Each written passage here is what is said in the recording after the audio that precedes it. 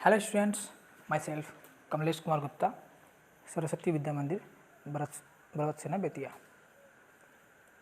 This is my third video for the chapter 2 Nutrition in Animal in Science for class 7. इसके पहले हम लोग 2 videos already पढ़ चुके हैं, जिसमें हम लोगों ने पढ़ा था कि एनिमल में न्यूट्रिशन किस तरह से होता है। पिछले वीडियो में हम लोगों ने डिस्कस किया था ह्यूमन डाइजेस्टिव सिस्टम के बारे में। ह्यूमन डाइजेस्टिव सिस्टम के जो मेन पार्ट्स हैं, बकल कैविटी, फूड पाइप या oesophagus, stomach, small intestine, large intestine और एनस, ये सारे हमारे डाइजेस्टिव सिस्टम के मेन पार्ट्स हैं। और भोजन का पाचन यानी कि डाइजेशन ऑफ फूड इन्हीं अलग अलग पार्ट्स के द्वारा कंप्लीट किया जाता है। पिछले वीडियो में हम लोगों ने देखा था सिर्फ बकल कैविटी के बारे में। बकल कैविटी क्या होता है, बकल कैविटी के कौन कौन से पार्ट्स हैं, जैसे teeth, salivary gland and tongue. इन तीनों का मुख्य कार्य क्या क्या है उसके बारे में भी हम लोगों ने डिस्कस किया था। 32 दांत होते हैं, एक जीभ होता है और 3 प्रकार के सैलिवरी ग्लैंड्स होते हैं। सैलिवरी ग्लैंड से जो सलाइवा निकलता है यानी कि लार निकलता है, वो फूड के साथ मिक्स होके फूड में स्थित फूड कंपोनेंट कार्बोहाइड्रेट के पाचन में हेल्प करता है। उसके बाद पूरा जो फूड है वो हमारे दांतों के द्वारा जीभ की सहायता से अच्छी तरह चबाया जाता है और फिर उसको नेक्स्ट स्टेप में हमारे फूड पाइप के थ्रू एसोफेगस में भेज दिया जाता है। एसोफेगस एक फूड पाइप है, एक पाइपलाइन है जो कि बकल कैविटी को स्टमक से जोड़ता है। लेकिन एसोफेगस के बारे में पढ़ने से पहले हम लोग जानेंगे हमारे बकल कैविटी यानी कि माउथ से जुड़े कुछ इम्पॉर्टेंट टर्म्स के बारे में और कुछ सावधानियों के बारे में। पहली सावधानी हमारे दांतों के बारे में।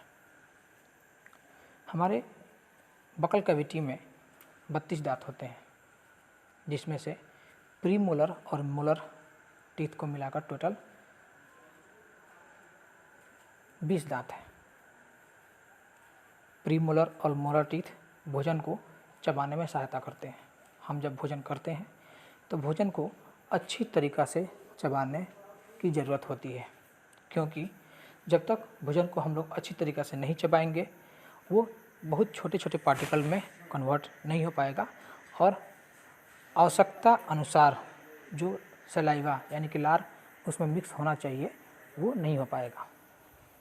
अगर मान लीजिए हम भोजन करते हैं और मुंह में रखने के बाद 1-2 बार चबाकर फिर उसको निगल जाते हैं, तो जैसे मैंने बताया कि उस फूड में स्थित जो कार्बोहाइड्रेट है, उस कार्बोहाइड्रेट का पाचन सलाइवा के द्वारा शुरू हो जाता है। यानी कि कार्बोहाइड्रेट हमारे मुंह में ही पाचन होना शुरू हो जाता है। अगर हम फूड को अच्छी तरीके से नहीं चबाएंगे तो उसके साथ सलाइवा मिक्स नहीं हो पाएगा और उस फूड में स्थित कार्बोहाइड्रेट का पाचन ठीक से नहीं हो पाएगा। और आप लोग जानते ही हैं कि कार्बोहाइड्रेट गिव्स अस एनर्जी, उससे हम लोग को ऊर्जा मिलती है। और अगर कार्बोहाइड्रेट ठीक से पाचन नहीं हो पाएगा तो हम लोग को ठीक से अधिक मात्रा में ऊर्जा प्राप्त नहीं हो पाएगी, जिससे और क्या हो सकता है आप लोग अच्छी तरीके से जानते हैं। दूसरी बात कि भोजन को अच्छी तरह चबाना इसलिए भी ज़रूरी है क्योंकि माउथ कैविटी के साथ जो एसोफेगस यानी कि फूड पाइप जुड़ा हुआ है वो बहुत सॉफ्ट होता है। उसमें फूड इंटर करने के बाद स्टमक में जाता है। अगर फूड का साइज बड़ा होगा, फूड ठीक से चबाया हुआ नहीं होगा, तो उसके जो अन्य फूड कंपोनेंट्स हैं जैसे प्रोटीन, फैट, विटामिन्स, मिनरल्स या अदर, उन सभी का पाचन भी ठीक तरीक़े से नहीं हो पाएगा। यानी कि किसी भी फूड के पाचन में सबसे इम्पॉर्टेंट पॉइंट है उस भोजन को अच्छी तरीके से चबाना। इसीलिए साइंटिफिक रूप से कहा जाता है कि एक कौर मुंह में जब हम भोजन डालते हैं तो कम से कम उसे 32 बार अच्छी तरीक़ा से चबाना चाहिए। 32 बार चबाने के बाद ही वो फूड अच्छी तरीक़ा से छोटे छोटे पार्टिकल में कन्वर्ट हो पाता है और सफिशिएंट अमाउंट में उसमें सलाइवा मिक्स हो पाता है, जो कि उसमें स्थित बहुत अधिक कार्बोहाइड्रेट्स का पाचन हमारे बकल कैविटी में ही कर देता है, जिसके बाद जब हमारे पेट में वो भोजन जाता है तो कार्बोहाइड्रेट अधिक मात्रा में अवशोषित हो पाता है, जिससे हमें ज़्यादा एनर्जी मिलती है। तो ये हो गई चबाने की बात। चबाने के बाद भोजन हम लोग के वैसे फगस से होते हुए स्टमक में चला जाता है। हम लोग जनरली खाने के बाद मुंह धोते हैं, लेकिन बच्चों में एक कुछ खास आदत होती है कि खाना खाने के बाद वो अपने बकल कैविटी यानी कि माउथ की सफाई अच्छी तरीक़े से नहीं करते हैं। माउथ की सफाई अच्छी तरीक़े से नहीं करने से क्या नुकसान हो सकता है ये आप जानते हैं, क्योंकि बकल कैविटी में जो कार्बोहाइड्रेट का पाचन होता है वो कार्बोहाइड्रेट बहुत जल्दी सड़ता है। जैसे मान लीजिए हम लोगों ने भोजन किया और मुंह को ठीक से साफ़ नहीं किया तो हमारे मुंह में भोजन के बहुत सारे पार्टिकल्स हमारे दांतों के बीच अटक के रह जाते हैं, फंसे रह जाते हैं। बहुत देर तक हम फिर दोबारा कोई खाना नहीं खाते हैं, जिसके कारण वो उसी में पड़े रहते हैं और धीरे धीरे वो सड़ने लगते हैं। सड़ने के कारण उसमें बहुत सारे हानिकारक बैक्टीरियाज प्रोड्यूस होते हैं। वो हानिकारक बैक्टीरियाज क्या करते हैं, कार्बोहाइड्रेट को सड़ाकर उसमें एसिड्स का निर्माण करते हैं। ये कार्बोहाइड्रेट के द्वारा बनने वाले जो एसिड्स हैं, जो कार्बोहाइड्रेट के सड़ने से बनते हैं, ये एसिड हमारे दांतों के लिए बहुत ज़्यादा नुकसानदायक होते हैं, क्योंकि ये दांतों की मजबूती के लिए भी हानिकारक है और दांतों की सुरक्षा के लिए भी हानिकारक है। अगर हम ठीक से मुंह नहीं धोएंगे उसके कारण हमारा जो भोजन हमारे मुंह में सड़ेगा, उसके कारण बैक्टीरिया बनेंगे और बैक्टीरिया के कारण हानिकारक एसिड्स बनेंगे। ये एसिड्स क्या करेंगे, हमारे दांत को सड़ाना शुरू कर देंगे। सड़ाने के बाद का जो प्रोसेस है वो बहुत धीरे धीरे चलता है। ऐसा नहीं है कि एक दिन मुंह नहीं धोए तो हम लोग का दांत सड़ जाएगा एक ही दिन में, ऐसा नहीं होता है। एक दिन 2 दिन ऐसे करते करते हम लोग के मुंह धोने की आदत ठीक से नहीं बन पाती है। हम लोग रोज़ रोज़ अच्छी तरीक़े से मुंह साफ़ नहीं करते हैं। ऐसे धीरे धीरे करते करते हम लोग का जो दांत है थोड़ा थोड़ा करके सड़ता रहता है। सड़ने के बाद उसका आकार धीरे धीरे इस तरह स्टेप वाइज बढ़ने लगता है और बाद में जाके हम लोग का दांत की हालत बहुत ज़्यादा ख़राब हो जाती है। हम लोग दांत सड़ जाते हैं और यहाँ तक हो सकता है कि हम लोग दांत टूट के निकल जाए। तो जैसे मैंने पिछले वीडियो में बताया था कि परमानेंट टीथ सिर्फ एक बार ही उगते हैं, और अगर ये दांत सड़ जाते हैं या टूट के गिर जाते हैं तो गिरने के बाद हम लोग दोबारा से दांत नहीं उगेंगे। और अगर दोबारा से दांत नहीं उगेंगे तो या तो हमें एक आर्टिफिशियल दांत लगाना पड़ेगा, जो कि थोड़ा असुविधाजनक होता है हमारे लिए, नहीं तो हम लोग को भोजन को चबाने में असुविधा होगी। खाना खाने के बाद भोजन अगर नहीं करेंगे, भोजन करने के बाद अगर उसको ठीक से मुंह नहीं धोएंगे तो हमारे दांतों की स्थिति कुछ इस तरह हो सकती है। इसीलिए आप लोग को एडवाइस किया जाता है कि खाना खाने के बाद अच्छी तरीक़ा से दांत को साफ़ करें, ताकि दांतों के बीच में कोई भी खाना फंसा हुआ ना हो। खासकर बच्चों में ये एडवाइस किया जाता है डेंटिस्ट के द्वारा कि दिन में कम से कम 2 बार उनको ब्रश करना चाहिए। 2 बार ब्रश क्यों करना चाहिए? रात को सोने से पहले हम लोग को ब्रश करना चाहिए, क्योंकि हम लोग लगभग 7 से 8 घंटे की लंबी नींद लेते हैं और इस बीच में बैक्टीरिया अधिक मात्रा में प्रोड्यूस होने का खतरा रहता है। इसीलिए सोने से पहले हम लोग को ब्रश करना चाहिए और सोकर जब उठते हैं तो उठने के बाद हम लोग एक बार ब्रश करके उसके बाद कोई भी दूसरा भोजन ग्रहण करना चाहिए। उसके बाद आते हैं जीभ पर। जीभ का काम है खाने को चबाने में हेल्प करना, बोलने में सहायता करना और टेस्ट करना। हमारे जीभ पर जो टेस्ट है वो अलग अलग पॉइंट्स पर होता है। खट्टा, मीठा, तीखा, ये सब जितने भी टेस्ट हैं वो टेस्ट हमारे जीभ के अलग अलग पार्ट्स के द्वारा डिटेक्ट किए जाते हैं। जैसे इस डायग्राम में देख पा रहे हैं कि कोई भी भोजन जो कि मीठा हो उसको हमारे जीभ का जो सामने का पोर्शन होता है वो पहचानता है। अगर मीठा चीज़ को जीभ के भीतरी हिस्से में रखा जाए तो उस भोजन का मिठास पहचानने में हम लोग को थोड़ी असुविधा होगी।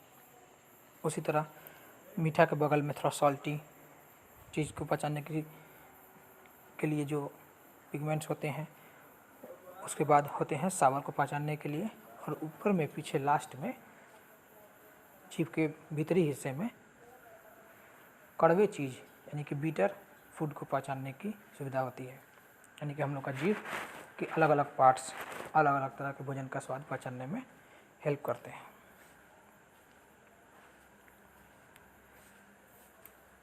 उसके बाद आते हैं भोजन के पाचन पर।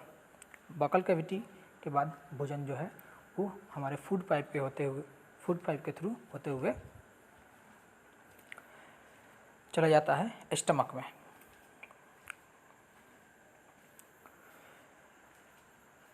स्टमक में भोजन का पाचन होता है।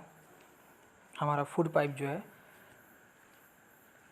वो दिखने में कुछ इस तरह का होता है। हम लोग जब भोजन करते हैं तो भोजन हमारे गले से होते हुए फूड पाइप यानी कि ओएसोफेगस में जाता है और ओएसोफेगस से स्टमक में चला जाता है। ओएसोफेगस एक नली है जो कि बहुत ही सॉफ्ट होता है और वो भोजन को हमारे बकल कैविटी से स्टमक तक पहुंचाने में हेल्प करता है। उसके पहले कुछ और टर्म्स हैं, उसको थोड़ा ध्यान देते हैं। जैसे इंजेशन। इंजेशन क्या है? एक process, the act of taking food material into the digestive system is called ingestion. हम लोग जो भोजन करते हैं उस भोजन को उठाकर हाथ के द्वारा मुंह तक पहुंचाने की जो क्रिया है उसे इंजेशन कहते हैं। यानी कि भोजन को डाइजेस्टिव सिस्टम के फर्स्ट पार्ट यानी कि mouth so called buccal cavity तक पहुंचाने का जो प्रोसेस है दैट इज कॉल्ड इंजेशन। यानी कि भोजन को उठाकर बकल कैविटी यानी कि मुंह में रखना इंजेशन कहलाता है। टूथ जी के बारे में मैंने आपको बताया। एक और चीज़ होता है, हम लोग के गले में दो पाइपलाइंस होते हैं, एक विंड पाइप और दूसरा फूड पाइप। ये दोनों पाइप आसपास ही रहते हैं। विंड पाइप जो है हमारे गले के से होते हुए हमारे लंग्स तक जाता है और फूड पाइप हमारे गले से होते हुए स्टमक तक जाता है। दोनों एकदम पास पास ही रहते हैं, आसपास। लेकिन हम जब भोजन करते हैं तो विंड पाइप बंद हो जाता है।